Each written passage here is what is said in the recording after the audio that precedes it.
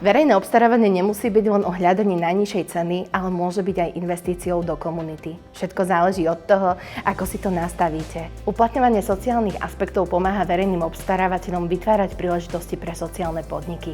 A práve to je dôvod, prečo toto radíme medzi jednu z najčastejších a najdôležitejších foriem nepriamej pomoci. Sociálne podniky tak získavajú zákazky, ktoré im umožňujú dlhodobo rásť a vytvárať tak stabilné a bezpečné prostredie pre znevýhodnené osoby, pre ktoré práve táto zákazka znamená prácu, dôstojnosť a takisto začlenenie.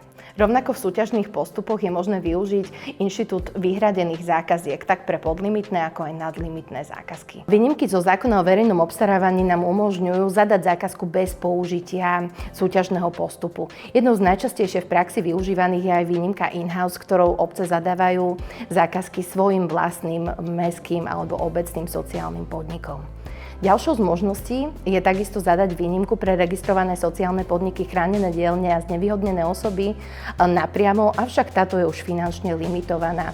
Výška tohto finančného limitu je v podstate v režime podlimitnej zákazky alebo zákazky na stavebné práce v hodnote do 800 000 eur. Obstarávanie so srdcom rovná sa investícia do ľudí.